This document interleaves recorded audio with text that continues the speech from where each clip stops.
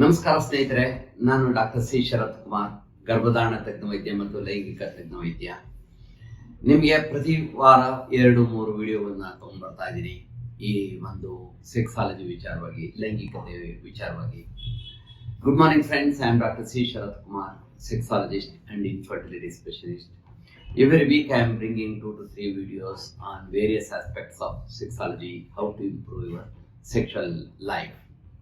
In the last episode, I had told about the penile rings and also how to use the penile rings, what are the indications and what are the contraindications. I got so much response from the viewers and the video hit nearly 2,000 viewers within 2 to 3 days.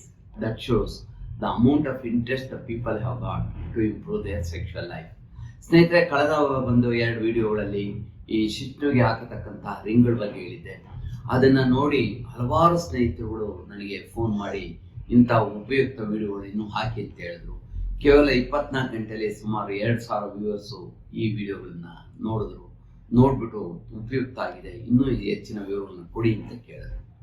Friends, because of the amount of interest the viewers show regarding their improvement of the penile size, I am bringing out more and more videos on how to increase the penis size, how to enhance the length girth of the penis. ಸ್ನೇಹಿತರೆ, ಈ ಶಿಶ್ನುವಿನ ಗಾತ್ರದ ಬಗ್ಗೆ ತುಂಬ ಆಸಕ್ತಿ ಇರೋದ್ರಿಂದ ಎಲ್ರಿಗೂ ಶಿಶ್ನುವಿನ ಈ ಸೈಜನ್ನ ಹೇಗೆ ಇನ್ಕ್ರೀಸ್ ಮಾಡ್ಕೊಳ್ಬೋದು ನ್ಯಾಚುರಲ್ ಆಗಿ ಅನ್ನೋದ್ರ ಬಗ್ಗೆ ಹೆಚ್ಚಿನ ವಿವರಗಳನ್ನ ಕೊಡ್ತೀನಿ. ಇವತ್ತು ನಾನು ನಿಮಗೆ ಕೊಡ್ತಾ ಇರೋದು ಶಿಶ್ನುವನ್ನ ನ್ಯಾಚುರಲ್ ಆಗಿ ಹೇಗೆ ಉದ್ದ ದಪ್ಪ ಮಾಡ್ಕೊಳ್ಬಹುದು ಅಂತ. How to increase the size of the penis by natural techniques. There are 2 natural techniques. One is stretching exercise, another is penile weights. There are 2 types of natural devices, the penile weights and stretching exercises. ಸ್ನೇಹಿತರೆ, ಸ್ವಾಭಾವಿಕವಾಗಿ ಶಿಶ್ನುವನ್ನ ಉದ್ದ ಮತ್ತು ದಪ್ಪ ಮಾಡ್ಕೊಳ್ಳೋದಕ್ಕೆ 2 ವಿಧಾನಗಳಿದೆ. ಅದರಲ್ಲಿ ಒಂದು ಶಿಶ್ನುವನ್ನ ಹಿಡಿದು ಎಳೆಯೋದು, ಎರಡನೇದು ಅದಕ್ಕೆ ತೂಕಗಳನ್ನ ಹಾಕೋದು. ಶಿಶ್ನುವನ್ನ ಹಿಡಿದು ಎಳೆಯೋದಕ್ಕೆ ಜಲ್ಕಿಂಗ್ ಎಕ್ಸರ್ಸೈಸ್ ಅಂತ ಹೇಳ್ತೀವಿ. The stretching exercise is called as jelqing exercise. ಇದರಲ್ಲಿ ಏನ್ ಮಾಡ್ತೀವಿ ಅಂತಂದ್ರೆ, ಶಿಶ್ನುವಿಗೆ ಒಂದು ಬುಡಕ್ಕೆ ಒಂದು ದಾರದ ತರದ ಒಂದು ಜಲ್ಕಿಂಗ್ ಡಿವೈಸ್ ಅನ್ನು ಹಾಕಿ ಶಿಶ್ನುವನ್ನ ಮೇಲಕ್ಕೆ, ಕೆಳಕ್ಕೆ, ಎಡಕ್ಕೆ, ಬಲಕ್ಕೆ ಮತ್ತು ಮುಂದಕ್ಕೆ ಏಳಿಸ್ತೀವಿ. ಇದರಿಂದ ಏನಾಗುತ್ತೆ, ಶಿಶ್ನುವಿನ ಬುಡದಲ್ಲಿರತಕ್ಕಂತಹ ಲಿಗಮೆಂಟ್ಸು ಸ್ವಲ್ಪ ಸ್ಟ್ರೆಚ್ ಆಗಿ ಉದ್ದ ಆಗ್ತವೆ ಮತ್ತು ಶಿಶ್ನುವಿನಲ್ಲಿರತಕ್ಕಂತಹ ಕಾರ್ಪಸ್ ಸ್ಪಾಂಜಿಯೋಸ ಮತ್ತು ಕೆವರ್ನೋಸ ಸ್ಪಾಂಜಿ ಟಿಶ್ಯೂಗಳು ಸ್ವಲ್ಪ ಎಕ್ಸ್ಪ್ಯಾಂಡ್ ಆಗ್ತವೆ.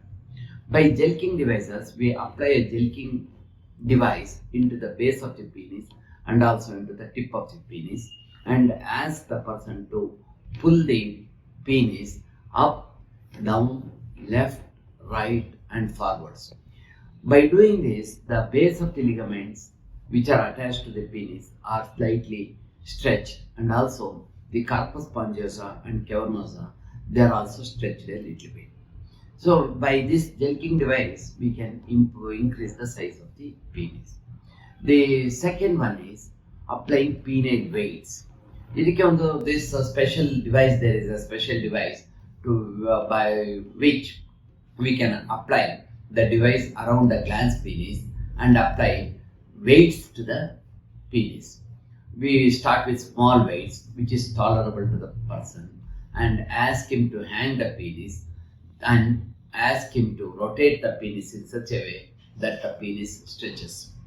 ಈ ಶಿಶ್ನುವಿಗೆ ಹಾಕತಕ್ಕಂತಹ ತೂಕಗಳಿಗೆ ಒಂದು ಸ್ಪೆಷಲ್ ಡಿವೈಸ್ ಇದೆ. ಈ ಡಿವೈಸ್ ಅಲ್ಲಿ ಏನ್ ಮಾಡ್ತೀವಿ ಅಂತಂದ್ರೆ, ಅದನ್ನ ಈ ಲಿಂಗಮಣಿ ಬುಡಕ್ಕೆ ಹಾಕಿ, ನೆಕ್ಕಿಗೆ ಹಾಕಿ, ಅದು ಕುತ್ತಿಗೆಗೆ ಹಾಕಿ, ಅದ್ರ ಜೊತೆಗೆ ತುದಿನಲ್ಲಿ ತೂಕಗಳನ್ನ ಕೊಡ್ತೀವಿ, ತುಂಬಾ ಕಡಿಮೆ ತೂಕಗಳನ್ನ.